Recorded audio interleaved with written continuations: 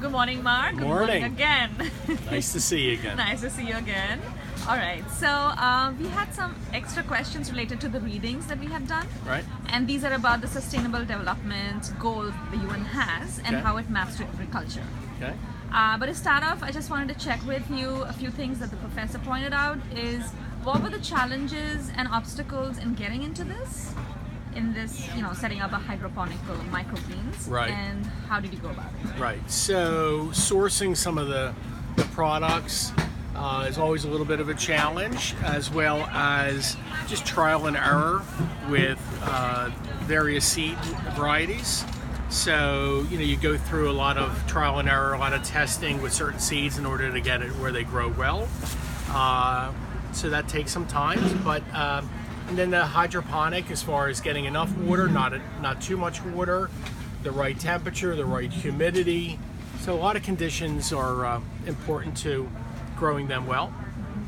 And I see that it says proud to be certified naturally grown. Correct. So that means you are organic but not certified yet. That means that we are certified through that organization, Certified Naturally Grown.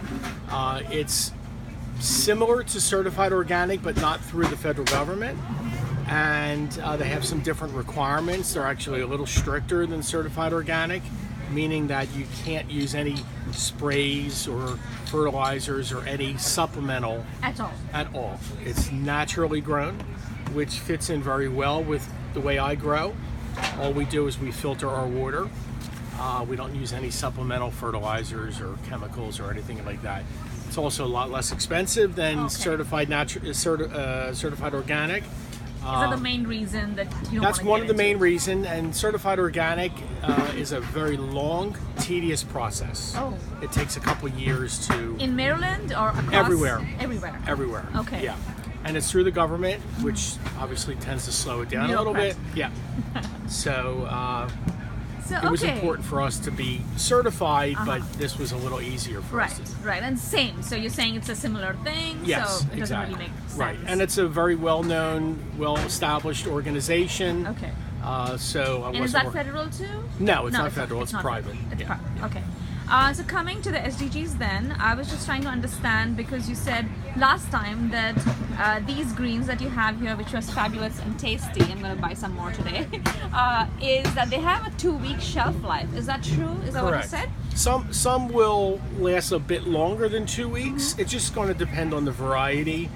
The brassicas, which encompass the broccoli, the kale, the radishes, the mustards, I would use those within 2 weeks, but some of the other varieties, the fennel, the leeks, the pea shoots, the garlic chives, chervil, they'll last probably 2.5 weeks. Right, we did use some and then they lasted longer. Yeah. But my question was related to, from the readings point of view, food consumption and wastage. So have you heard from consumers like myself, or even when you're producing, Right. what is the amount of food wastage, like when you're in production, in transportation, or from the consumer's point of view, like shelf life? So does that as comparable to conventional agriculture? Yeah. How do you look at wastage? Right. So as far as waste from the consumer side, that's really something that I don't control. Okay. No they- feedback. Did you get it? Okay. Right. Now, the byproduct is the cocoa coir, the cocoa husk, which is the medium that we grow Right, on. right. So that is compostable. So it can be reused for various things. People use cocoa coir for plant liners and compost and mulch and so forth. So even though I don't reuse it, people can reuse it. But as far as the waste from the consumer side, I don't control that. That's really up to them.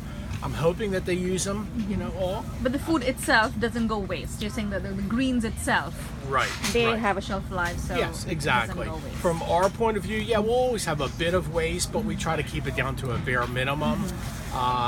We don't throw away very much, but it is a live product, so if we're doing farmers markets and the weather is really bad for a couple days, well, obviously Absolutely. we can't control that, and we It have is to, also weather dependent, like other. It is, but when we sell to restaurants, that's a little different. Okay. But we can't control the weather, and we're outdoors, so we have to start growing a couple weeks in advance. We can't really predict the weather. True. And then what about scalability? So if you wanted to scale this up vertically, let's say the same products that you have right now, Right. versus like horizontally different products. So have you thought about that, and what are your thoughts on scalability, both vertical and horizontal? Right. So we have, well, we do grow vertically. It's just much more efficient use of space, and we do have room to expand.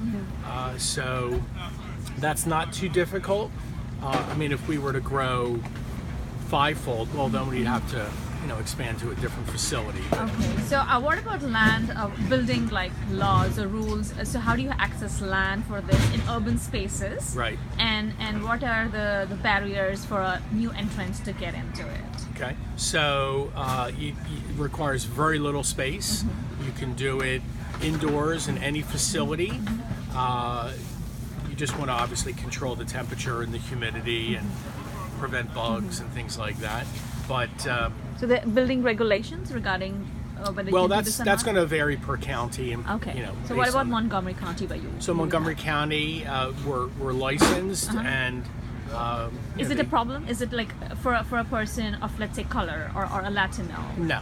Is the access a barrier, like, to get regulations and Not at all. green signals? Well, Montgomery County is very progressive in those ways, Okay. and they really encourage locally grown food products, especially farmers, because they don't want to transport food from across the world if they Yes. can avoid it. Yes. And so they are very, very Excellent. encouraging to do that. So one of the things that we read about is urban agriculture, exactly like how you said, is great because it's local, seasonal, sustainable, nutritious.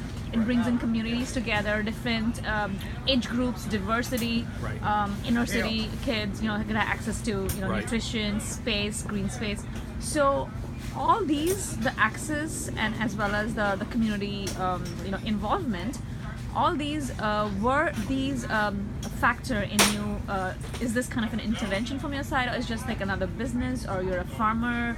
What Right. was your motive Right. into getting into this? Well, so I've been organically farming for about 10 years, and in my spare time I run a school garden at a local elementary school, and I've always been interested in farming. I grew up with it with my dad, and I always knew that growing your own food was much, much better for a variety of reasons than going to the local store to buy food. So the school where you teach, I heard your daughter also say that. So can you tell us a little more about how you help build that student community? What do you teach them? Is it weekly? And how they respond to something like this? Okay, so I've been doing it for 10 years, and we teach second, third, fourth, and fifth graders at a local elementary school. And we grow in soil at the local elementary school. Okay. So it's a little different, but we grow a wide variety of vegetables, herbs, flowers. And basically the idea is to get the kids to understand where their food comes from, how to grow organically, how to eat healthier, and just introduce new varieties. We have a very diverse ethnic population at the school, so we try to grow a variety of ethnic foods so everybody is familiar with some and maybe not familiar with other foods. And it's grown every year. We have 160 students that we meet with on a weekly basis. And in the wintertime, obviously we're not going to grow outdoors so much, but we have a greenhouse. So we'll grow a smaller variety, cucumbers, tomatoes, peppers, some squashes, a few other varieties indoors in the wintertime. So could you safely say that you're kind of making use of the cultural know-how of the various indigenous populations, the immigrants? So it's different kind of food that people eat. So is, like you said, there's diversity in the students. So does that know-how somehow transfer in how you do the agriculture at the school, or is it something that people share with each other as stories? Yeah, well, so I don't really use that as the main reason why I'm going to grow a particular variety, but as an example, we'll grow okra every year, and that's very popular in the South in the United States, but many people up in this area are not familiar with okra. So I use that as an educational tool to get the children to understand, as well as their parents when they bring the food home, Excellent. that this is a delicious product, very healthy, and it'll hopefully teach children, about okra. And we'll do a variety of ethnic vegetables for the same reasons. Okay. I have a few more questions, but go Okay. ahead. Okay. Yeah.